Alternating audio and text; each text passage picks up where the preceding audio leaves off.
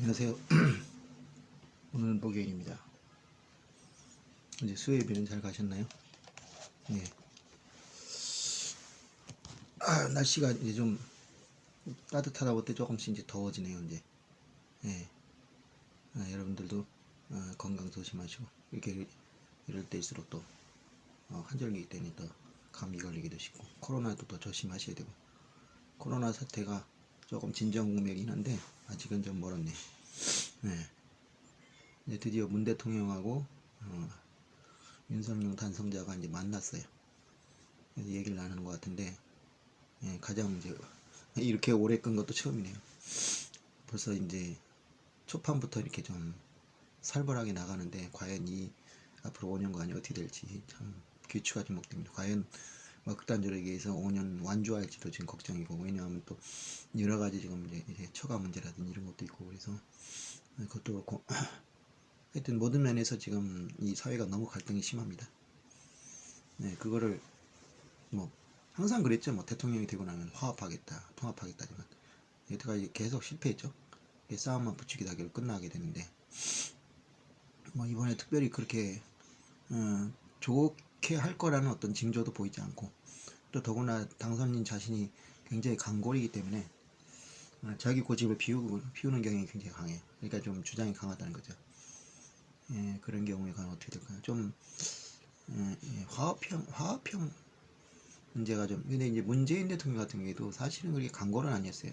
굉장히 저분 같은 화합을 하겠다 그랬는데 결국 처음에는 이제 뭐 야당 당사까지 가서 이렇게 뭐 화합하겠다 그랬는데 결국 구체적인 것이 되면 그렇게 못 되네요. 예, 그래가지고 결국 이제 5년 내내 싸움 벌이는 말았고 적폐청산하고 이제 개혁 때문에 그러는데, 예, 제가 여기서 구체적인 얘기는 안 하겠지만 적폐청산도 필요하고 개혁도 필요합니다. 근데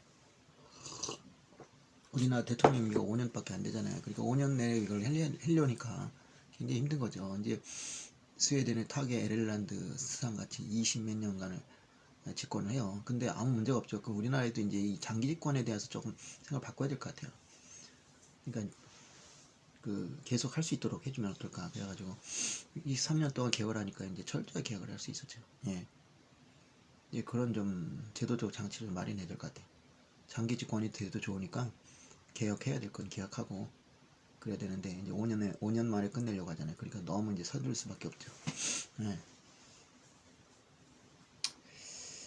자, 오늘은 아낌없이 자르고 뽑을 때 살아납니다. 라는, 아낌없이 자르고 뽑을 때 살아납니다. 아낌없이 자른다. 뽑는다.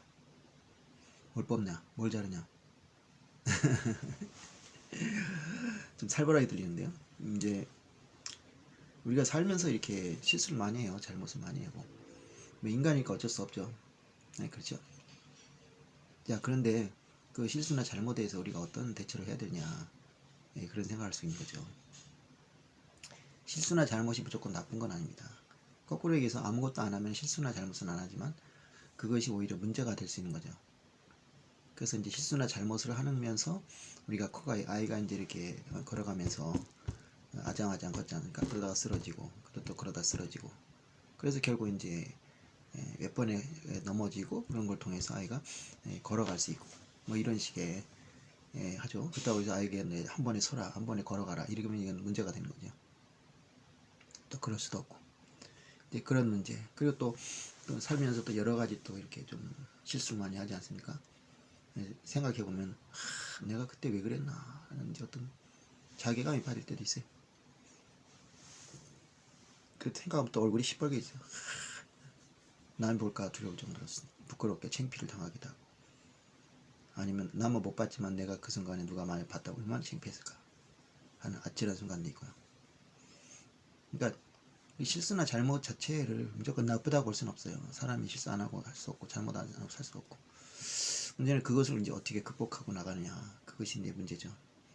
실수나 잘못을 할 수 있다 그래가지고 또 그걸 위해서 사람이 성장한다 그래서 처음부터 실수나 잘못을 하겠다 마음먹으면 곤란합니다. 그러니까 탕자가 처음부터 자기가 나가서 방탕한 생활을 하고 그리고 돌아와도 아버지가 용서해 줄 거다 이렇게 알고 있었다면 그의 회개는 진짜 회개가 될 수가 없죠. 그렇지 않습니까? 옛날에 그 제가 섬기던 교회 목사님이 그랬어요. 개구장이란 말이 있거든요. 근데 일본에서 그걸 완파크라 그래요. 근데 개구장이 허락을 받고 개구장이 짓을 하면은 이거는 개구장이 아니라는 거예요. 그냥 멋대로 노는 아이라는 거죠. 철없는 아이가 된다는 거죠. 근데 그 개구장이질을 통해서 어른들과의 긴장관계, 그리고 어떤 다툼, 대립, 이것에서 자기의 어떤 그 삶이 뻗어나간다 이거죠. 그걸 이겨낼 때 어른들이 제어를 한단 말이에요. 그거를 이겨낸다 이게. 또 이겨내지 못하라도 거기서 대립을 하고 자기 주장을 하고, 그런 것이 이제 그 아이의 성장을 가져오는데, 만약에 그냥 부모가 그렇게 해도 좋다 이렇게 해서 한다면 그거는 진정한 개구장이는 아니라는 거죠. 예. 근데 최근에는 이제 그런 개구장이들이 많아요. 그러니까 부모가 자식의 눈치를 너무 보고, 그래가지고 아이들을 통제를 못합니다. 그래서 저희가 지금 사실은 이제 뭐 대안학교를 한번 세워볼까, 아니면 그런 이제 생각을 하고 있는데, 그게 생각이 되는 것이 결국은 이제 아이들을 이제 보호하는 거, 아이들을 키우는 것이 부모들에게 너무 벅차다 이거예요. 그래서 이제 부모들이 이제 이렇게 하소연을 해와요. 이제 아이들을 좀 키워달라. 그런 돈을 주겠다 얼마든지 이런 식으로. 그러니까 돈이 없는 게 아니라 아이를 키울 수 있는 자신이 없는 거예요. 왜냐? 아이를 어렸을 때부터 좀 이렇게 통제를 하고 제어를 했어야 되는데, 그냥 마냥 이제 풀어놔준 거죠. 그러니까 이제 나중에 이제 그걸 통제를 해야 될 시기가 됐을 때는 이미 통제를 할 수 없는 수준이 돼 버렸어요. 그런 식으로 생각을 하는 거죠. 하여튼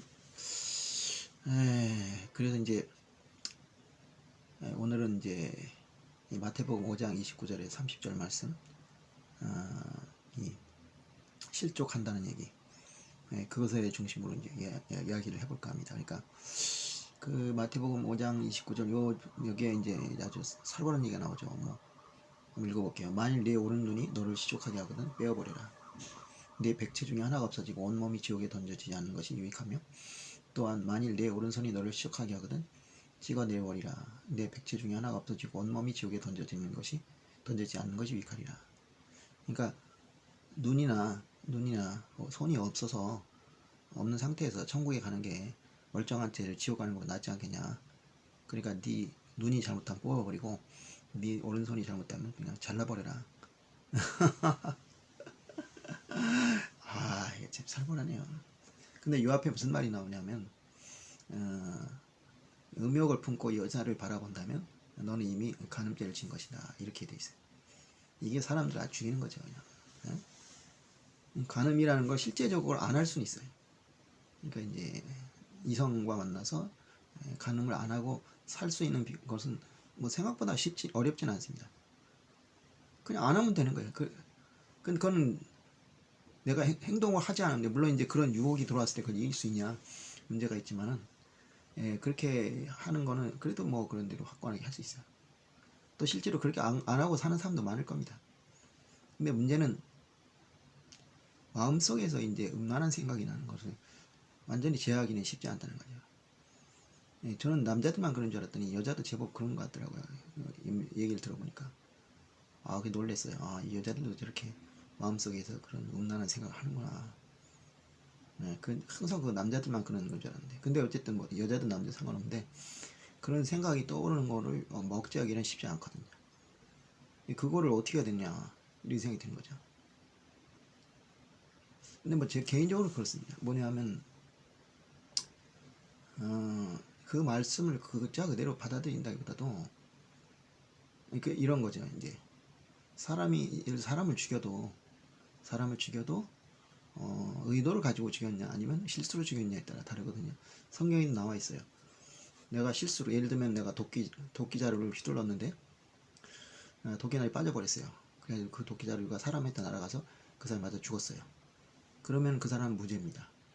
이제 그런 이제 오늘날 우리가 지금 과실치사라고 볼 수도 있는데, 과실치사인 사람도 그냥 무죄예요. 그래가지고 이제 어떻게 하냐면 도피성이라는 데가 있어요. 도피성이라는 데 가서 숨어 있으면 됩니다. 그리고 제사장이 죽을 때까지, 그러니까 당시에 있던 제사장이 있겠죠. 그 제사장이 죽을 때 나올 수 있다. 그때까지 거기 있어야 된다. 거기서 안 나오면 그 살해당한 사람의 가족이 이 사람한테 복수를 죽인다 해도 할 수가 없는. 그러니까 그 당시에는 보복법, 복수법이 이제 인정됐기 때문에 상대 당하면은 그대로 갚아줘도 돼요. 근데 그 이제 과실치사라도 마찬가지. 그러니까 거기 이제 도피성에 가서 첫 제사장인가 그 당시 제사장이 죽으면 그때까지 나오지 말고 있다가 그때 나와야 된다. 그 전에 나오면은 근데 이제 그 제사장이 죽어야 된다는 시한이라는 건 결국 뭐냐면 시간이 지나는 걸 기다린 거죠. 시간이 지나면 사람이 마음 풀어지지 않습니까? 그리고 이성도 되찾아지고. 그래서 생각해 보니까 이 사람이 고의로 죽은 건 아닌데 그렇게 뭐 내가 처벌 사람 죽일 필요 있겠냐. 이제 그런 생각이 들면서 이제 나와도 이제 된다. 뭐 이런 식의 생각도 들어요. 예. 그러니까 사람에게 이 마음 의도라는 게 굉장히 중요한 거죠. 그러니까 결국은 마음을 품었으면 그게 유죄가 되는 거고 또 더 심하게 품면은 뭐 형이 더 강해지고 그렇지 않고 그냥 뭐 죽일 생각 없었고 그냥 하도 화가 나서 그냥 에이 새끼 하면서 한번 때렸는데 이렇게 죽으면 이것도 과실치사죠. 근데 이제 아예 놈 자식을 내가 죽여야겠다 하고 이제 기다리고 그 성경이 나와요. 기다리고 있다가 이제 고의적으로 기다리고 있다가 이제 죽이면은 이거는 이제 죽여야 된다 이렇게 되는 거죠. 근데 거기서도 그냥 홧김에 한 대 때렸는데 사람이 죽었다. 그럴 경우는 사형까지는 안 시킨다. 예, 그렇게 돼 있어요. 그러니까 결국은 우리의 죄는 몸이 짓는 게 아니라 마음이 짓는 것이다. 그 일리가 있거든요. 맞는 말이거든요. 그래서 이제 잠언에 나와 있죠. 물을 지킬 것보다 마음이 으뜸이니 이는 생명의 근원이라. 그러니까 마음을 제어할 수 있는 이제 그 야고보 사도 같은 경우에는 혀를 제어하라 그랬는데 그 혀를 제어하기 위해서 뭘 해야 되냐면 마음을 제어해야 된다. 혀에서 나오는 말이 혀가 뭐 저절로 무슨 방언도 아닌데 저절로 나옵니까? 그건 아니고 이제 내 마음이 이제 혀를 통해서 나오게 되는 거예요. 말로써 그렇게 되는 거죠. 그러니까 이제 그래서 이제 그게 나와 있어요. 그 있으면서 그 다음 구절이 이거란 말이에요. 만일 내 오른눈이 그 오른눈이라는 게 뭐냐? 내 오른쪽 눈이 여자를 보고 음란한 생각을 했다. 그럼 차라리 네 눈을 뽑아버리라. 뽑아버리라. 그러면은 지옥에 안 간다. 근데 그것도 참 이상한 논리죠. 아니 눈을 뽑는다 그래서 내 죄가 사라집니까? 그건 아닌 것 같은데요. 그 따지고 보면 눈이 지는 게 아니죠. 내가 여자를 봤을 때 음란을 품는다는 거는 내 마음이 품는 거지 이 눈이 지는 건 아니거든. 근데 그 설령 눈을 본다 그래도 내 마음이 그 눈을 움직이는 거지 눈이 자체적으로 그냥 자동적으로 움직이라는데 왜 엉뚱하게 죄도 없는 그 눈을 뽑아버리냐 이거야. 그리고 또 이제 뭐 다른 거죠. 이제 다른 경우에 이제 내가 오른손이 만약에 뭐 누구를 팼다 아니면 무슨 뭐 어떻게 했다 그래가지고 그냥 돈을 훔쳤다든지 뭐 그렇게 해서 할 경우에 지옥으로 근데 이제 손으로 사람을 죽이거나 그렇지 않으면 지옥 갈 일 있겠나 뭐 저기 어쨌든 간에 그렇게 된단 말이에요. 그러니까 오른손이 실족하거든 찍어버리라. 근데 이걸 읽으면서 항상 느끼는 게 뭐냐면 야 이대로 했다가 어디 나만 할 게 있겠나. 사람이 눈으로하고 딱 한 가지 지면 되겠죠. 근데 사람이 마음으로 죄를 질 때 어떻게 한 가지만 짓습니까? 눈으로는 간음죄를 짓고 손으로는 사람의 돈을 훔치고 뭐 이렇게 해가지고 그냥 다 잘라버려 나중에 남는 게 없을 것 같아요. 그렇잖아요. 그러니까 이제 완전히 이제 그냥 몸뚱아리가 남나요? 어떻게 되나요? 아니 근데 뇌로 잘못되는 뭐 속으로 이제 이런 같은 경우는 뭐 예를 들면 간음죄라든지 어떤 여자를 보고 내가 거기서 어떤 그 여자의 몸 때문에 내가 뭐 매력을 느껴서 그냥 순간적으로 막 이제 이상한 상상을 한다. 뭐 여자와 이제 성관계를 하는 상상한다. 이럴 수 있는데 그냥 혼자 그냥 할 수도 있잖아요. 혼자 아무것도 안 보고도 그냥 머릿속에서 떠오를 수가 있다고. 이제 과거의 경험으로 봐서 예를 들어 야동을 봤다. 근데 그 생각을 났다. 그래서 막 그걸 또 이제 자기 나름대로 편집 각색해가지고 이제 신나게 이제 그 상상을 해보는 거죠. 그러면 제가 어떻게 할 거예요? 그 눈을 본 것도 아니고. 그럼 어떻게 뇌를 빼봐야 되잖아요. 근데 뇌가 없어질 거 아니에요. 그럼 문해화가 되나요? 그럼 어떻게 살아요, 사람이? 문해화라는 게 없잖아. 사람이 뇌가 없이 어떻게 살아요? 이게 말이 안 되는 거죠. 그러니까 성경 얘기를 어떤 사람들은 자꾸 그냥 글자 그대로 이제 믿으라 그러는데 그렇게 말하는 사람 자신들도 글자 그대로 안 믿어요. 왜냐? 자기들 편한 거는 받아들이고 자기가 편하지 않는 건 받아들이지 않아요. 그렇다니까요. 그러니까 이제 여성 지도자들이 뭐냐면 그 바울이 얘기한 그 여자들이 침묵하라 이걸 갖다가 안 받아들여요. 그래서 하는 소리가 뭐 이거는 어린 신앙의 뭐 것이다든지 이런 식으로 해요. 그리고 그 당시에 그 지역의 어떤 시대적 상황을 설명을 막 하죠. 맞아요, 그게 맞아요. 그러니까 그 얘기 그대로 하면 돼요. 다른 것도 다 마찬가지예요. 다른 것도 다 그 상황이 있는 거예요. 성경이라는 게 그냥 무시대적 배경에 그냥 공간에 대고 막 떠든 게 아니라고요. 인간에다가. 이제 물론 잠언이나 시편 같은 경우는 모르겠어요. 잠언 같은 경우에는 뭐 특별한 공간적 배경이 있다거나 시대적 배경이 있는 건지 모르겠지만 그렇지 않는 경우에는 대부분은 이제 그 시대적 상황이 있고요. 공간적 배경이 있다고요. 그러니까 그 공간적 시대적 상황에 맞는 걸 우리가 이제 알고 그것을 이해해가지고 오늘날 우리 시대 이 공간에서 어떻게 이걸 적용해야 되느냐 이렇게 생각을 해야지. 그러니까 여자들이 침묵하라는 거는 일리가 있는 거예요. 왜냐 그 당시 여자들은 배움이 없었어요. 배움이 없었고 집안에 갇혀서 살림만 하며 살았다고요. 그러니까 대체적으로 이제 속담을 무식해요. 그리고 남자들에 비해서 여러 가지로 우리도 옛날에 그랬거든요. 옛날에 뭐냐 하면 언제인지 모르겠는데 78년에 내가 그걸 배울 때 옛날엔 그랬다 그랬으니까 한 50년대 60년 되겠죠. 결혼을 하면 여자가 무능력자가 돼요. 무능력자가 돼가지고 일체 그 재산권이나 이런 거 행사할 수 없어요. 말이 되냐 하겠지만 그 당시 여성들이 교육을 받지도 않았고 그렇다고 또 사회생활을 하지도 않았어요. 그러니까 만약에 그 여자에게 재산을 행사할 수 있는 권리 주게 되면은 어린애랑 똑같아져요. 뭐냐 누가 와서 살 꼬시면은 재산 다 넘겨줄 수 있어요. 그러니까 이제 아마 그렇게 보호 조치를 한 것 같아요. 그러니까 이제 우리가 금치산자라는 게 있거든요. 한정치산자. 그 같은 경우에는 어린아이라든지 아니면은 정신적으로 문제가 있다든지 이런 사람들은 이 사람이 재산권을 행사하더라도 나중에 다른 사람이 보호 후견이 있어요. 후견이 무효 조치하면 그냥 끝나버려요. 예, 그런 식으로 해야지 안 그러면 큰일 나거든요. 그래서 이제 그렇게 이제 하는 거였다. 그러니까 이제 그런 상황에서는 여자들을 침묵하라 그리고 남편한테 들어라 이 말이 우리가 오늘날 생각하는 이 시대에 비교해서 무조건 이것은 남녀 차별이다 그럴 수는 없는 거라고요. 그리고 뭐 그럼 물론 훌륭한 여자들 있죠. 뭐 드보라도 있고 뭐 에스더 여왕도 있고 여러 가지 있지만 다 그런 사람만 있는 건 아니잖아요. 어? 그런 사람들은 오히려 예외적이라고 볼 수 있는 거죠. 예. 뭐 그렇다고 해서 그걸 막았습니까?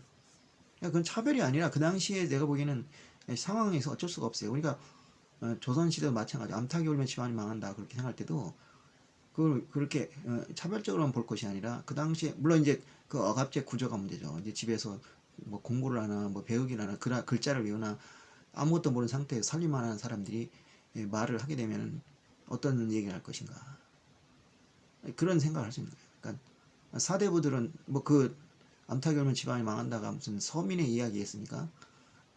사대부 집안의 얘기죠. 사대부 집안이면 여러 가지 국가와도 관련이 있고 뭐 사회와도 많은 관련이 있는데 그 관련 속에서 에? 이제 한마디로 사회생활도 모르고 학문도 없는 아녀자들이 얘기를 하게 되면 목소리를 내기 시작하면 과연 그게 바람직할까라는 생각을 해볼 수도 있어요. 근데 이제 오늘날 우리가 생각하면 이제 오늘날에는 여성들이 교육도 받고 사회생활도 하니까 이 문장은 오늘날이 맞지 않는다. 그렇게 얘기하면 이제 충분히 이해가 됐죠. 예, 그러니까 이제 그래야지 안 그러고 성경에 나와 있는 거 그대로 다 그냥 글자 그대로 하면은 굉장히 곤란하다고요. 예, 그것만이 아니에요. 많아요 그런 게. 그러니까 만약에 그냥 글자 그대로 또 이 여기서 얘기한 거 저기서 얘기한 게 틀린 게 많거든요. 그런 것도 생각을 해야 돼요. 예. 뭐 예를 들어서 이봅시다. 사도 바울이 그 갈라디아서라고 기억하는데 이렇게 하는 거예요. 죽은 자들에 대해서 말을 할 말이 없는데 죽은 자들이 우리보다 못하지 않다. 우리가 더 못할 수도 있다. 그래서 하늘에서 공중에서 나팔 소리가 들리면 예수님이 와서 나팔을 불면 천사들이 그러면 이제 죽은 자가 먼저 살아나서 하늘로 들리워지고 그 다음에 우리도 들리워진다. 살아있는 그 문장도 어떻게 보면 잘못된 말이에요. 왜냐 사도 바울은 결국 죽었어요. 그러니까 휴거를 못하고 죽었다고요. 근데 거기 보면 마치 자기가 휴거를 언제든지 할 것 같이 나와 있잖아요. 그럼 사도바울이 거짓말했다 이렇게 해버리면 어떨 거예요? 그게 아니단 말이에요. 그 당시에는 그렇게 생각을 했어요. 자기들은 금방 예수님 올 거라고 생각한 거예요. 그러니까 그렇게 얘기한 거고 그게 아니니까 이제 나중에 목회서신이 뭐니 해가지고 이렇게 그 안정기에 대한 얘기를 하잖아요. 그러니까 앞으로 교회는 어떻게 해야 되고 이런 말 하잖아요. 그게 바로 그거란 말이죠. 네. 그러니까 그거를 이제 하려면 이제 우리가 성경을 제대로 보고 기도를 많이 하고 그래서 이 의미를 과연 어떻게 봐야 될 것인가 그렇게 생각해 보는 것도 나쁘지 않다고 봐요. 그러니까 일단 그 점은 좀 축차적으로 말해 축자적으로 다 믿어야 된다 이런 말은 그 축자적으로 믿자고 한 사람들조차도 엉뚱한 소리예요. 아까 얘기한 대로 뭐 어린 자의 신앙, 어린 신앙이 읽어야 될 게 있고 그 다음에 이제 높은 신앙에 있는 사람이 읽어야 되고 그 자체가 벌써 내게 높은 신앙에 있는 사람은 이거 필요 없다는 거잖아요. 이거 지킬 필요 없다. 아까 얘기한 대로 여자들의 침묵해라 이거 필요 없다는 거 아니야. 그럼 거기서 벌써 또 자기 부정을 하고 있는 거 아니야. 근데 어떻게 또 어? 글자 그대로 하느냐 이거죠. 네. 그러니까 이것도 마찬가지예요. 이것도 뭐 진짜 뭐 그래가지고 그냥 당장 도끼 집에 사놓고 뭐 팔 자르고 다리 자를 거야. 큰일 나죠. 그러니까 그런 식으로 저는 보고 싶어요. 그러니까 어, 이것은 어떤 그 죄와의 단절을 의미하는 게 아닌가. 이제 그 얘기를 하고 싶은 거죠. 이제 오늘 그 얘기의 주제가. 그러니까 네 팔다리를 자를 각오를 하고 죄와 싸워라. 뭐 이런 식으로 생각해 보는 게 어떨까. 예, 그런 거죠.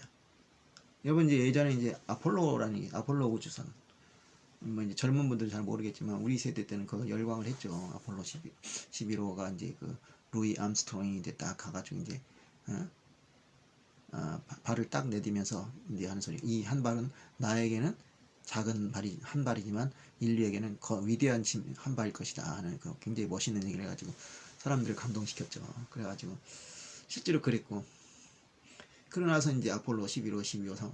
그러니까 이제 원래 소련하고 미국이 이제 체제 경쟁을 했어요. 근데 57년인가 8년에 그때 스푸트니크호라 그래가지고 이 소련이 루이 가가린이가 하는 우주 비행사를 공군 그때 대위인가 아마 소련일 거예요. 그 사람을 이제 태워가지고 이제 대기권 그 이제 그 대기 이제 그 뭐지 인력 궤도라고 해야 되나 뭐라 해야 되나 그 딱 인공위성을 떼우는 데 있잖아요. 그러니까 거기 딱 도착하면 우주 밖으로 날아가지도 않고 지구로 떨어지지 않고 딱 해가지고 그대로 지구 주위를 빙빙 이제 공전을 하게 돼요. 거기에 딱 도착해서 이제 지구를 돈 거예요. 돌면서 했죠. 그렇게 이제 쏘아 올렸어요 이제. 그러니까 그리고 나서 이제 소련이 이제 기고만장이 됐죠. 우리가 이제 우주 경쟁이 생겼다. 그래가지고 그때 이제 그 당시에 소련의 실력자가 이제 후르시초프인데 후르시초프가 이제 자본주의에 대한 비난을 한답시고 이제 유엔 총회에서 연설을 하면서 구두를 딱 벗어가지고 그냥 책상을 콱콱 치면서 너희들 어떻게 그럴 수가 있냐 이제 하면서 자본주의 어떤 병폐를 막 비난을 했어요. 이게 그래서 이제 스푸트니크 쇼크라 그랬죠. 그래서 미국 사람들이 난리가 난 거예요. 우리가 뭔가 잘못한 게 아닌가 어떻게 소련한테 졌느냐. 그래가지고 뭐 심지어 이제 과학을 우리가 너무 소홀히 했다. 그런 얘기도 나오고 그런데 그게 과학을 소홀히 한 건 아니에요. 왜냐하면 40년대 후반부터 40년대 중반 후반부터 이제 그 미국이 노벨 과학상을 막 휩쓸기 시작해. 그래가지고 1949년인가 그때 50년에 드디어 독일을 추월합니다. 그러니까 독일이 2차 대전까지만 해도 세계에서 과학상을 제일 많이 받는다고 노벨상 자체도 제일 많이 받았어요. 그런데 그때부터 이제 역전이 되기 시작해가지고 그 다음부터는 이제 따라올 수 없을 정도로 엄청나게 미국이 이제 강대국이 됐죠. 그 이유는 여러 가지가 있지만 첫째는 2차 대전 때 그 유대인 과학자들이 많이 망명해 왔다는 거 그것도 있고 그 다음에 이제 경제력으로 이제 전쟁이 끝났는데 다른 나라들은 피를 봤지만 미국은 피해를 본 게 아니라 오히려 그걸로 덕을 봤어요. 그래가지고 엄청난 경제 발전을 했기 때문에 그 경제 발전을 기반으로 세계에 있는 인재들을 끌어들이겠다. 그러니까 우리나라에서도 막 우수한 학자들의 돈을 줘가면서 막 이렇게 유학을 시켰잖아요. 이제 그럼 그 사람들이 다 돌아오냐? 그게 아니에요. 우리나라에 돌아오고 싶어도 못 돌아오는 게 우리나라에 돌아오면 너무 기반이 없는 거야. 그리고 학자 입장에서 나도 학자였으니까 알지만은 자기가 학문을 계속 할 수 없다고 생각할 때는 차라리 그냥 돌아가고 싶지가 않은 거예요. 저기 있으면 학문적 업적 계속 쌓을 수가 있는데 이 여건이라는 게 굉장히 중요하거든요. 이제 그렇게 해서 남아버려요. 남아버리면 이제 그 사람들이 이제 그 나라의 재산이 되는 거예요. 사실 그것 노린 거죠, 사실. 이제 그렇게 해서 이제 발전을 해가지고 노벨상을 이제 엄청 싹쓸이 하기 시작했어요. 그러니까 그런 이유는 아닌 것 같고 과학을 뭐 소홀히 해서는 아니고 어쨌든 간에 거기서 쇼크를 받고 이제 열심히 이제 우주 사업을 해가지고 나사로 통해서 그래갖고 이제 69년인가 아폴로 11호를 발사하게 되고 그 다음부터는 이제 소련이 일본을 미국을 못 따라가게 된 거죠. 11호, 12호 계속 발사하면서 달나라 왔다 갔다 하고, 물론 근데 거기서 중간 실패도 있어요. 한 번은 이제 13호인가 14호인가 거기서 잘못하면 이 사람들이 귀환을 못하게 될 뻔했어요. 그 이제 그래서 영화로도 찍어졌죠. 아찔한 일이었지. 그 사람들이 우주 미화되는 거예요. 그러면 이제 결국 산소 떨어지면 그냥 다 죽는 거죠. 그런 아찔한 일도 있었어요. 그러니까 이게 그냥 한치의 진짜 그자가 한치의 오차라도 잘못되면은 그냥 날아가는 거야 우주로. 왜냐면 여기서 달나라로 쏘는데 이 달나라 거리가 36만 킬로가 그러잖아요. 그냥 한 0.1cm만 오버가 돼도 잘못돼도 그게 저희 가면 엄청난 거리에 차이한다. 그러니까 이제 그거를 아주 그냥 100만 분의 1, 1000만 분의 1까지 그냥 정밀하게 계산해서 컴퓨터로 계산해가지고 그래야 그걸로 컴퓨터 발전돼. 그걸 이제 한단 말이에요. 그래야지 약간 뭐 진짜 한 약간 삐뚤어지더라도 그 정도면 이제 달나라에 대충 가니까 거기서는 알아서 하면 되니까. 그 파견된 사람들도 굉장히 유능한 조종사이기 때문에 뭐 그 정도는 얼마든지 커버할 수 있다는 거죠. 뭐 그 이상을 벗어나는 된다. 뭐 그렇게 해서 이제 발사를 했죠. 발사를 했는데 저는 나중에 근데 어느 정도 지나니까 이게 아폴로 발사가 없어졌어요. 뭐 그냥 우주 비행사 이제 대기권 안에서 한다든지 뭐 그런 건 이제 있는데 없어요. 언제부터 아폴로에 대한 얘기가 없어졌어요. 그래서 내가 왜 이걸 안 하는 거지 생각을 했고 나중에 되니까 아니 그렇게 열심히 파견을 해서 얼마나 많은 돈이 들었겠어요. 그 파견을 했는데 그 당시로 와서 몇 조 원이 들었어요. 한 번도. 그 당시 몇 조 원은 지금 얼마일까요? 뭐 몇십 조 원은 충분히 들 거예요. 충분히. 그 한 대 발사하는데 몇십 조가 걸려요. 그 돈을 그 당시 몇 조면 우리나라 뭐 GDP 뭐 전체 합친 거와 같을지도 모릅니다. 그런 돈을 썼는데 왜 안 하지? 이런 생각. 그래서 무슨 정치적인 쇼를 한 건가 이것이. 그런 이제 의구심도 갖게 된 거죠. 그냥 단지 소련에게 이기고 싶어서. 근데 그건 아닐 거라고 생각해요. 왜냐? 특히 이제 우리가 잘 옛날처럼 얘기를 안 해서 그렇지 이제 그 무슨 화성이나 이런 데 이렇게 보내가지고 여러 가지 탐사를 하고 있거든요. 뭐냐 하면 이제 지구가 만원이 되고 지구가 더 이상 쓸모없는 곳이 됐을 때 우리가 저기 우주로 가야 되지 않나. 그러기 위해서는 지금부터 이렇게 계속 연구를 해야 되지 않겠나. 그것이 몇천 년이든 몇만 년이든 후에라도 할지라도 그렇게 하나하나 마치 우공이사는 같죠. 우공이 산을 옮기기 위해서 한 삽 한 삽 파가지고 이제 옮기는데 어떤 사람이 와서 당신 나이가 몇인데 말이지 그걸 하고 있냐고 저 산을 어떻게 그런 식으로 옮기냐 그랬더니 아이 멍청한 사람아 내가 이것까지 옮기면 내 아들들이 옮길 거고 내 아들의 아들이 옮길 것이고 내 아들의 아들이 옮길 거고 그러다 보면 100년이 지나고 200년이 지나고 300년이 지나면 언젠가 저 산이 저쪽으로 옮겨질 것이다. 그러니까 나는 그걸 믿고 한다. 어떻게 보면 되게 미련하긴 한데 그게 이제 어떤 걸 의미하냐면 어떤 긴 미래를 보고 어떤 지금 일을 시작하지 않으면 그 미래 후에 아무것도 아니라고 해요. 그러니까 글자 그대로 천리길도 하루 한 걸음부터란 말이 맞아요. 근데 그렇게 해야지 이제 그래서 일본에서는 뭐라 하냐면 지금 시작하지 않으면 나중에 아무것도 시작되지 않는다. 시작하라. 근데 우리말로 치면 이제 시작이 반이다죠. 시작을 해야 뭔가 이렇게 되지. 시작을 하지 않으면 무슨 소용이 있겠어요. 그래요? 그런 어떤 꾸준한 노력이죠. 그러니까 이것도 인간이 우주에 대한 어떤 그 지금 아마 로드맵을 가지고 있을 거예요. 분명히 우리가 어떻게 해야 된다는 거. 그것을 위해서 지금 하나하나 나가고 있는데 아마 우주 이 아폴로 11호 아폴로 발사는 아마 그것을 위해 하나의 첫 단계였다 것은 아닌가 그런 생각을 할 수 있는 거죠. 그게 우리 같은 사람 잘 모르잖아요. 그러니까 자 그런 식으로 생각해 보면 예를 들면 레오나르도 다빈치의 최후의 만찬 알죠? 다빈치 코드에 나오는 거기 뭐 여자 그림이 있다는 얘기도 있잖아요. 그래가지고 그 여자가 이제 뭐 막달라 마리아다. 그래서 예수님이 막달라 마리아 결혼을 했다.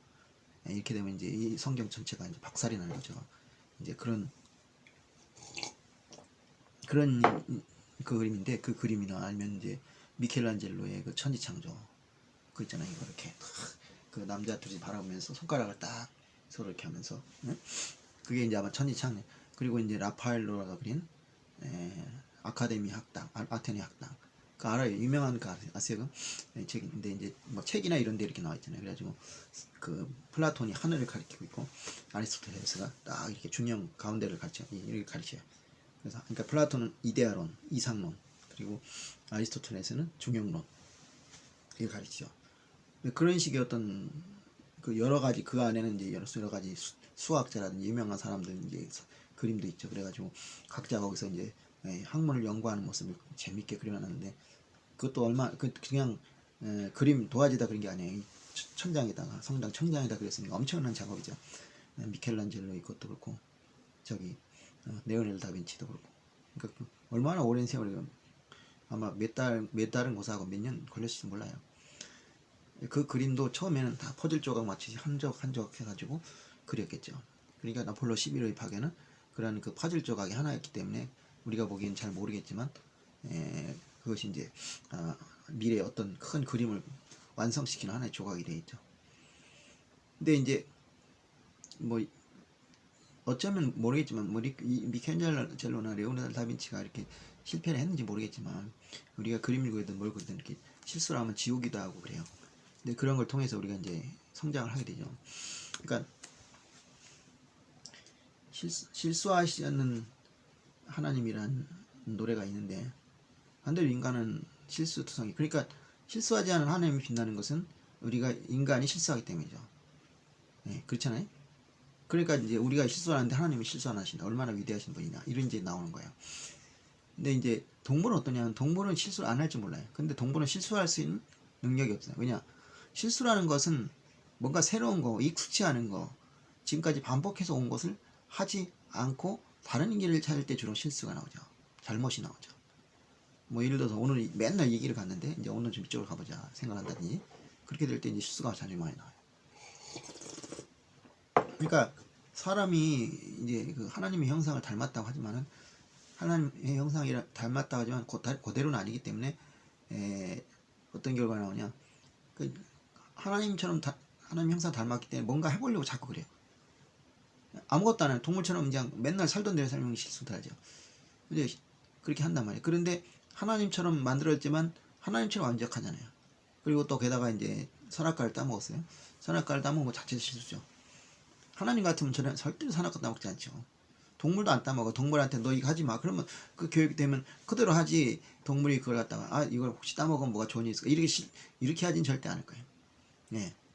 그러니까 동물도 실수를 안 하고 하나님 실수를 안 해요. 그런데 사람은 하나님을 닮았지만 동물같이 어렵기 때문에 결국 그 하나님 코스프레이를 하는 거죠. 나도 하나님처럼 될 거야. 그러다가 이제 죄를 져서 짓고 그런단 말이에요. 그러니까 이제 중요한 거는 자, 이런 생각해 보세요. 인간에 가장 가까운 게 이제 유인원이란 말이에요.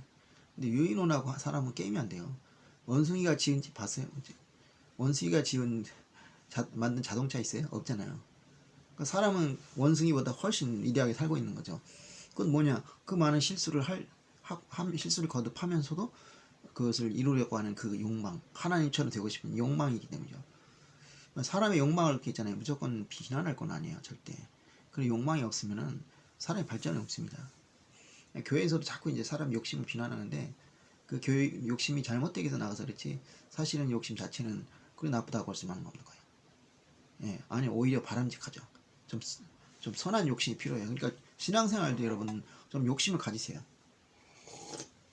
남이 말이죠 방언을 하면 나도 방언을 해보고 싶다 하고 생각하고 덤벼들고 남이 뭐 치유를 하면 나도 좀 치유를 해보겠다 그런 좀 욕심을 가지고는 좀 덤비라고요. 그걸 하나님 과연 싫어하실까요? 지금 그렇게 생각하지 않아요. 얼마나 좋은 일이에요 그게. 예? 그걸 악용하려고 해서 그렇지. 그러니까 이제 그 인간이 실수를 하기 때문에 그만큼 위대해지는 거죠. 그러니까 하나님도 이거 좀 농담 얘기지만 하나님 못하는 거 많아요. 죄도 못 지고 거짓말도 못해요. 예, 그럼 이제 누가 그랬죠? 야 그게 못하는 거냐 안 하는 거지. 못해서 안 하나 안 해서 안 하나 어쨌든 못하는 거 아닙니까? 내가 너한테 차마 이 얘기를 못하겠다 이럴 때 진짜 뭐 입이 없어서 못 얘기합니까? 얘기할 용기가 안 난다는 거죠. 예. 그러니까 하나님은 거짓말을 해야겠다는 의도를 가질 수가 없어요. 그 자체가 못하는 거죠. 그러니까 예. 그러니까 이 죄짓고 실수하는 말은 거짓말하고 이런 분야에서는 우리가 하나님보다 전문가예요. 예. 그렇잖아요? 그 면에서는 이제 하나님이 그냥 못 따라오죠. 어떻게 저렇게 잘못을 하나. 야, 인간이 하나님보다 나은 데가 있네요. 죄에 관해서는 뭐 아무래도 하나님이 우리보다 한 수 아래다. 뭐 이렇게. 그 하나님은 실수를 못해요. 그것도 이제 우리가 전문가야. 어쨌든 실수를 하는데 그걸 통해서 이제 우리가 이 동물처럼 그냥 동물적으로 산다, 기계적으로 산다. 그러면 이제 실수 안 하는데 그 대신 맨날 똑같죠. 예. 그러니까 우리가 이제 이 실수나 잘못에서 그래서 이제 우리가 아이들을 키울 때 애들이 이제 잘 성장하게 하기 위해서는 실수나 잘못을 이해하고 용서하고 그리고 다시 일어날 수 있어야 돼. 그러니까 미국의 실리콘밸리가 성공하는 것은 거기서는 하나의 딱 실패를 용서할 수 있다. 실패한 사람을 다시 일으켜 세운다. 그러니까 우리 같으면 사업하다 망하면 완전 쫄딱 거지돼가지고 평생 동안 쫄쫄 굶어야 되는데 거기는 그렇게 안 해도 된다 이거예요. 그렇게 또 제도적 장치가 되어 있고 우리도 좀 그런 게 필요할 것 같아요. 예, 근데 이제 그런 거 만들면 또 우리는 또 이상하게 또 악용을 하더라고.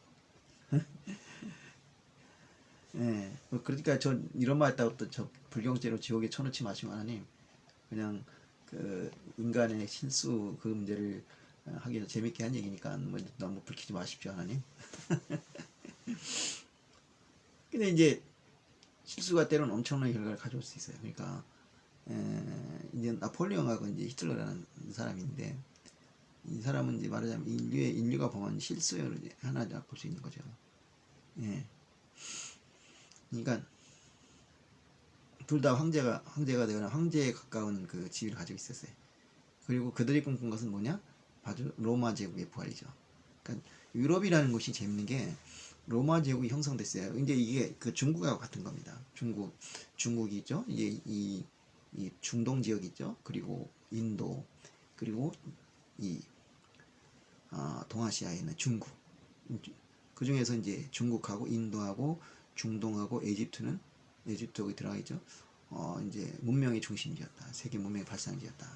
그리고 그 네 지역이 가장 이제 고대 오랫동안 어쩌면 인류의 역사상 가장 오랫동안 그 가장 최선진 문화를 가진 나라들이 있어요. 그 유럽 어떠냐? 유럽은 별볼일 없었다. 특히 서유럽 같은 거. 그야말로 야만의 나라이죠. 거기서 이제 로마 제국이 탄생한 것은 이것은 진짜 쓰레기통에서 꽃이 핀 거죠. 자, 그러니까 이제 로마가 제국이 된 것은 처음부터 제국을 노린 게 아니라 그 도시국가를 살아나기 위해서 이제 열심히 하고 그러다 보니까 주변에 있는 도시국가들하고 싸움이 벌어지게 되고 그 가운데서 그들을 포용해야지만 살아남을 수 있었기 때문에 그래서 계속 포용하는 과정에서 로마의 문화가 발전하고 정치 경제가 발전하고 그렇게 돼서 이 이탈리아 반도를 이제 통일하게 되고 그 이탈리아 반도를 통일하는 힘을 바탕으로 이제 외부로 뻗어나가는 이제 그런 어떤 연속적인 과정이죠. 그걸 통해서 이제 발전을 하게 되는데 그러다 보니까 이제 로마 하면 뭐니 해도 이제 관대한 나라, 남의 나라를 이제 포용한 나라. 그러니까 그 한 줌의 로마 시민들이 그 넓은 땅을 지배할 수 있었던 것은 그 지배된 지역의 사람들이 관대하게 굴고 심지어 그 사람들을 원로원 의원으로 추천을 하고 그것도 모자라서 황제가 되기도 한단 말이에요. 그러니까 로마 제국이라는 것은 이탈리아 로마에 살고 태어난 사람들의 이야기가 아니라 이 로마 도시를 중심으로 해서 이 지중해 세계에 있는 많은 나라들과 민족들이 하나가 돼서 만든 하나의 공동체적인 제국이라 말이에요. 그러니까 결성기에 갈 수밖에 없어요. 그러니까 로마가 멸망을 걸 했는데 그 멸망하는 과정에서 이 안에 있는 민족들이 반란을 일으켜가지고 나라가 흔들렸다라는 얘기는 없어요. 예. 이제 게르만 민족만 그렇죠. 게르만 민족은 외부 민족이잖아요. 외부에서 들어갔으니까 이 로마 문화를 제대로 모르죠. 모르고 로마에 제대로 융합을 못했고 그래서 이제 결국은 들고 일어나서 이제 로마를 뒤집어 엎게 되는데 그것도 이제 뒤집어 엎으려고 엎은 게 아니라 사실은 이제 용봉대장 오도아케라가 이제 서로마 제국 황제를 폐위시켰지만 그렇다고 자기가 서로마 제국 황제가 된 건 아니에요. 왜냐 서로마 제국 황제는 혈통이 아니에요. 혈통으로 이어지죠. 만약에 자기가 이제 내 아들이 있어서 물려주고 그러면 그런데 그런 경우보다는 이제 여러 가지 다른 종류의 사람들이 황제가 됐는데 오데아케로가 만약 황제가 됐으면 그대로 서로마 제국은 유지되는 거예요. 근데 거부했어요. 나는 이탈리아의 왕이 되겠다. 황제는 안 되겠다. 그래서 서로마 제국의 황제가 공석이 되버립니다. 엄밀히 말하면요, 서로마 제국은 멸망하지 않았어요. 서로마 제국 황제가 없는 거지. 그냥 그 상태로 남아버렸어요. 근데 결론적으로 말하면 구심점이 없기 때문에 망했다고 볼 수 있는 거죠. 그리고 그 당시에 이 로마 제국을 실제로 통치하고 지배한 사람은 사실은 이 서로마 제국 황제가 아니라 동로마 제국 황제. 예, 이쪽이 이제 더 센 거죠. 그 비잔티움, 지금의 이제 이스탄불인가요? 거기 있는 황제. 그리고 실질적으로 이 당시에 이 서양 세계를 지배하고 있던 세력은 이 서유럽이 아니라 서유럽은 야만에 이제 아니겠다 야만이고 이 중근동 지역 그리고 이 지중해 세계는 이 그리스 이런 지역들. 그러니까 이스탄불이라는 지역은 거기에 이제 핵심적인 도시였죠. 그러니까 이 동로마 제국이 서로마 제국보다 훨씬 더 잘 사는 나라예요. 그러니까 콘스탄티누스 황제가 수도를 일부러 그 이스탄불에 옮겨서 콘스탄티노플이라고 자기 이름을 친 거예요. 그만큼 중근동 문화가 그렇게 최고의 문화를 달리고 있었고 문명이었고 그리스가 문화가 있었고 그 지역에서 정말 멋있게 살아보고 싶었던 거예요. 거기 보면 이 로마라는 지역은 완전히 이제 그 촌구석이에요. 촌구석 완전히 그렇게 됐죠. 그러니까 촌구석 나라에 황제가 어느 날 죽었는데 그 뺏겼는데 그냥 황제가 없는 상태에서 그냥 알게 모르게 그냥 서로마 지역이 그냥 그렇게 그냥 끝나버린 거예요. 알게 모르게. 그러니까 이 오도아케로가 자기가 이제 황제가 되기 위해서 이걸 폐위시킨 건 아니에요. 그냥 서로마 지역 황제를 안 두고 그냥 자기 이탈리아 황제가 되겠다. 그래서 소리 소문 없이 그냥 사라진 것뿐이지 서로마 지역이 장엄하게 무너진 건 아니에요. 그 실질적으로 그 당시에 그렇게 생각도 하지도 않았고. 그러니까 로마 제국은 476년이 그때 망한 게 아니에요. 왜냐? 동로마 제국이 엄연히 존재했거든.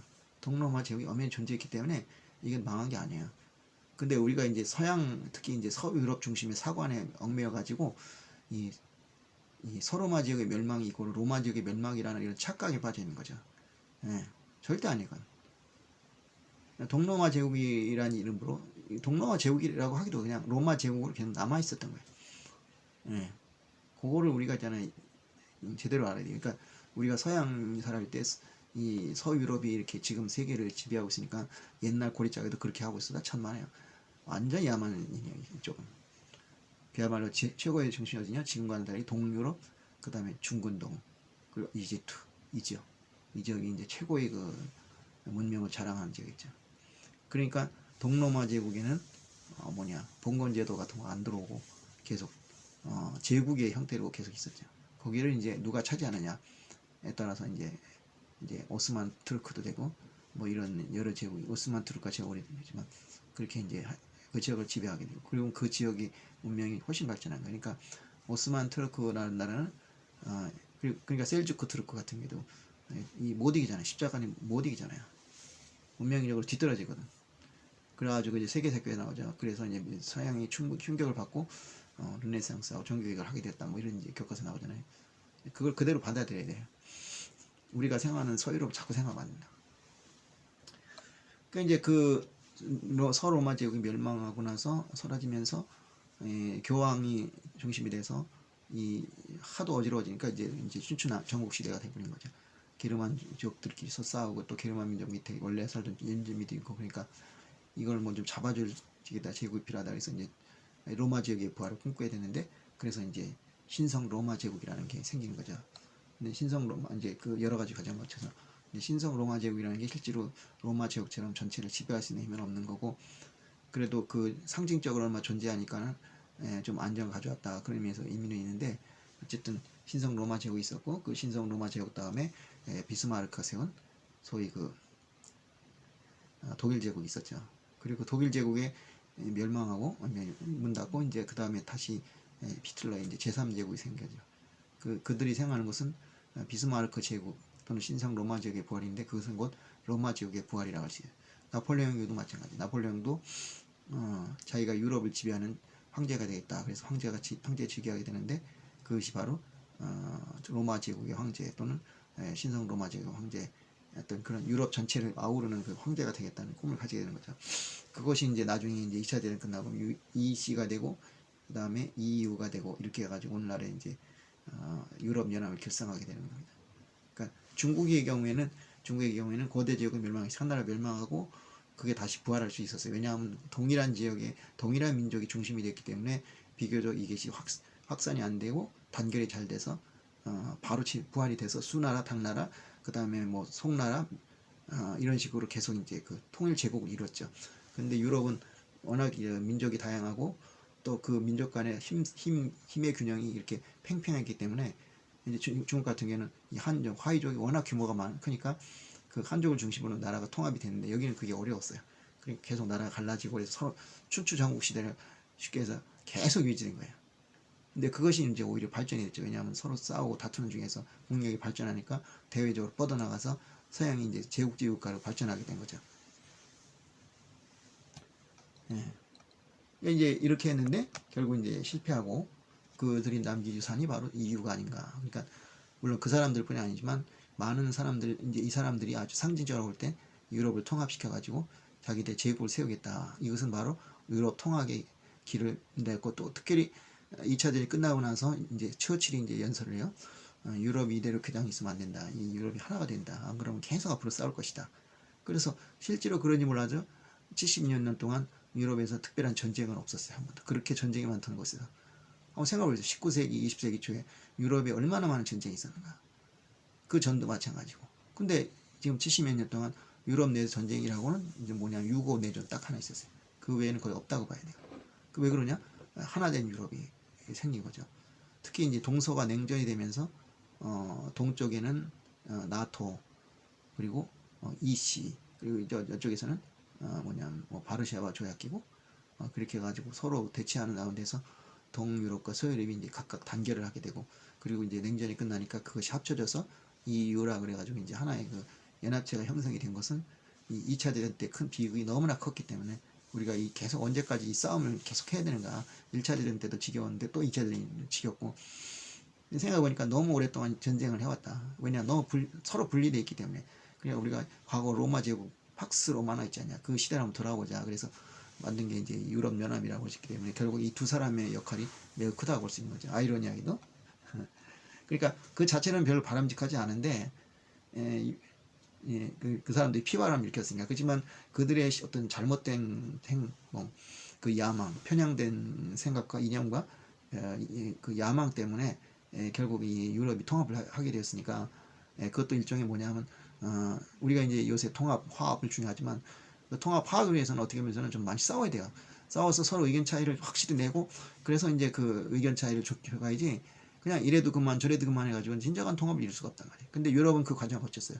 근데 이스트에 나는 이제 동아시아 연합을 생각하는데 동아시아 연합은 불가능한 것 같아요. 그냥 그 싸워가지고 서로 이렇게 대등하게 이야기를 나눌 관계가 아니에요.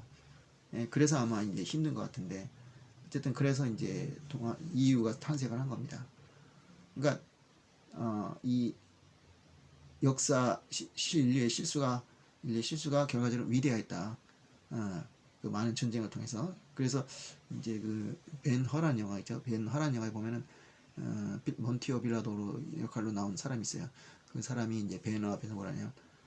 베너가 이제 자기 친구 메살라라는 사람이 있어요. 그 메살라라는 사람이 유대에서 태어나가지고 이제 로마 군의 이제 장교의 아들이었는데 로마에 갔다가 다시 여기에 부임하게 되면서 자신과 충돌하게 되고 그래서 자신에게 이제 그 죄를 씌워가지고 노예선에 팔아먹게 되죠. 팔리게 되니까 이제 그것 때문에 굉장히 로마를 미워하게 됐는데 이 사람이 그런 거야. 본티오 빌라도가 위대한 실수도 위대하다. 그렇게 얘기하는 거예요. 그러니까 아무것도 안 하고 손가락 빨고 있으면 잘못 안 하겠죠. 근데 그렇게 해서 실수 안 하는 게 과연 최고냐 이렇게 생각할 수 있어요. 근데 이제 여기서 또 반전이 나와있죠. 그런데 말입니다. 윤상조가 나와가지고 그렇다고 해서 그 잘못 자체를 합리화시킬 수는 없다 이게. 어?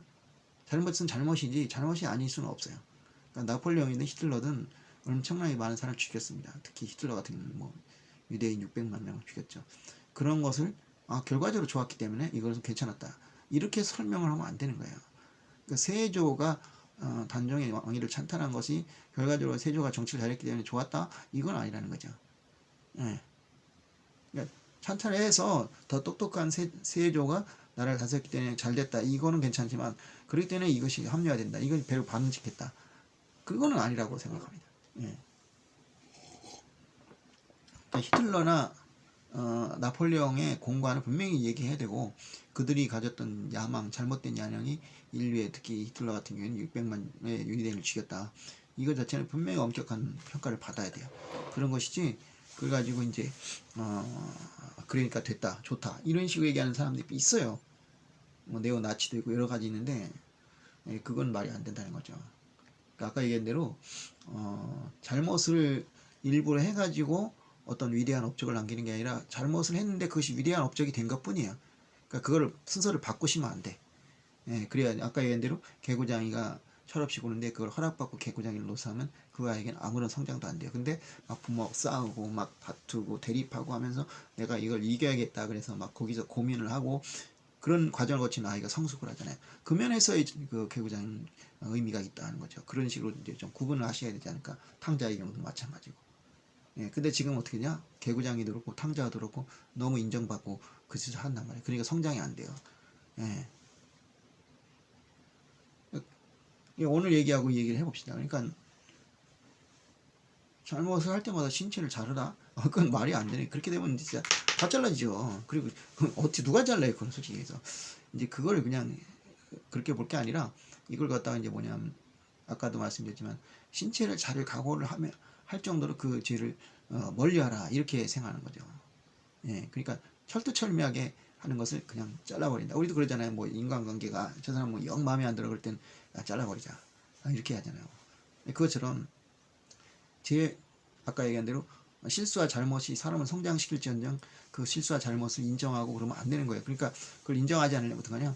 그냥 뭐 애매하게 그냥 이건 안 되니까 하지 마 이게 아니라 아예 내 소쪽을 잘라버릴 각오로 그것을 끊어버리다 그렇게 하는 거예요. 그러니까 이제 그런 말 하잖아요. 수족을 자르는 각오로 이제 이제 금에 따라 이제 아니면 뭐 읍참 마속이라 그래서 마속을 갖다가 울면서 죽였다 그런 식으로 하는 식으로 그런 어떤 아픔을 경험해 가면서 그런 죄와의 관계를 끊어버린 것 그것이 얼마나 중요한가를 바로 이 뭐 눈을 뽑아라 죄를 그다음에 손을 잘라라 이런 식으로 한 것이다라고 저는 봐요. 그러니까 음욕을 품고 여자를 보는 자도 그것도 죄라고 하셨으나 그러니까 이건 이제 눈의 문제가 아니거든요. 뇌가 있어야 되거든. 뇌가 없는 상태에서는 음욕을 품을 수도 없죠. 그러니까 결부시켜서 우리가 이제 그러니까 이제 분명히 실수는 이제 우리가 하나님 코스프레를 하기 때문에 생겨요. 뭔가 해보려고 하고 뭔가 야망이 있고 욕심이 있고 하지만 그렇다고 해서 죄를 합리화시킬 수 없다. 오히려 우리는 그 눈을 뽑는 각오로 오른손을 찍어버릴 각오로 죄와 멀게 실수에서 멀어져야 된다. 그걸 얘기하는 거죠. 그래서 눈을 빼고 손을 잘라버린다는 것은 완전한 단죄를 말합니다. 그럴 여지를 송두리째 뽑아버린 거죠. 아예 그냥 생각도 말라. 악은 모양이라도 하지 말라 그랬거든요. 그런 각오가 돼 있어야지 이게 가능하지. 이렇게 좀 어떻게 좀 타협을 해가지고 대충 그만두자. 이게 될 경우는 언제든지 이 사탄이 우리를 공격해서 다시 그 죄를 짓게 한다는 겁니다. 그러니까 악은 모양이라도 그만두라. 그것은 모양을 하는 과정에서 사람이 그 죄에 다시 빠지게 될 수가 있다는 거예요. 그러니까 흉내를 내다가 그럴 수 있다. 그래서 이제 그 악마 코스플레이 이런 거 하지 말라는 거예요. 그걸 하다가 진짜 악마가 들어간다 이런 얘기하니까. 네, 여러분 뜻입니까? 그러니까 우리가 아폴로 11호 같은 경우에도 아폴로 같은 경우에도 그 발사에서 그 달나라까지 갈 때는 많은 실수를 저질렀는데 또 미켈란젤로나 이런 사람들도 그 대작을 만들기까지 많은 실수를 저지르고 또 우리가 자라면서 많이 실수 저지르고 잘못 저질러요. 그걸 완전히 피할 수가 없습니다. 인간이기 때문에. 근데 그 실수가 무서워서 안 하겠다. 아무것도 안 하겠다. 이렇게 되면 곤란하다. 그러나 그렇다고 해서 그 실수나 잘못을 피할 수 있는 길이 있는데 그것을 그냥 내버려 둔다는 것은 더더군다나 안 되는 일이다. 그럼 어떡하냐? 실수는 불가피하지만 실수가 일어날 여지를 갖다가 아주 차단을 시켜가지고 아까 얘기했지만 손을 자르고 눈을 뽑을 각오로 그렇게 해가지고 임하면은 우리가 죄를 지을 일은 상당히 줄어들 것이다. 뭐 완벽하게 뭐 100% 없게 만들 수는 없지 모르지만 대부분 사라질 것이다. 그럼 그렇게 되면 좀 더 우리가 나은 삶을 살 수 있다. 선한 삶을 살 수 있다. 예수님 하나님 뜻에 맞는 삶을 살 수 있다. 그런 마음을 가지시기를 권하는 거라고 저는 봅니다. 그러니까 여러분 깨진 유리창 이런 거 하죠. 유리창 한 대 깨져 있으면 그것이 계속 이제 그 곳을 이제 나쁘게 만든단 말이죠. 그래서 유리창이 깨져 있으니까 또 누군가 던지고 또 던지고 하는 과정에 여기도 깨지고 저기도 깨지고 하다 보면 전체가 그냥 탁 깨져 버려가지고 그럼 이제 사람들이 거기서 막 들어가서 이제 나쁜 짓을 한단 말이에요. 왜냐 저기는 왠지 좀 사람이 막 들어가서 뭔 짓을 해도 괜찮을 것 같다 이런 느낌이 들잖아요. 근데 이렇게 깨끗하게 돼 있으면 사람이 가슴 좀 먼지 나쁜 짓 하기 좀 뻘쭘하죠. 못한단 말이죠. 그래서 이제 여러분에게 그러한 여지를 사탄에게 주지 않도록 여러분이 손을 차를 각오로 눈을 각오로 죄와 멀리 하셔서 정말 예수님 하나님의 뜻대로 살아서 정말 하나님이 기뻐하고 예수님이 기뻐하는 그러한 삶을 살 수 있기를 예수님의 이름으로 축원하겠습니다. 기도하겠습니다. 하나님의 감사합니다. 우리가 실수도 하고 잘못도 합니다. 또 때로는 그걸 통해서 성장하기도 합니다. 그러나 그것이 죄와 실수를 합리화시킬 수는 없습니다. 우리가 그 죄와 실수의 여지를 철저히 끊어버림으로써 마치 눈을 뽑아버리고 발을 자라버리는 그 마음으로 하게 된다면 우리는 실수도 죄악도 조금 멀리 할 수 있을 것입니다. 그것이 계속될수록 우리는 죄와 사망에서 멀어지지 않겠습니까? 주님께서 함께 해주셔서 우리가 정말 그와 같은 결단을 내리고 살아갈 수 있게 해주시옵소서. 감사드리며 예수님으로 기도드렸습니다. 아멘. 예, 감사합니다. 오늘도 승리하세요.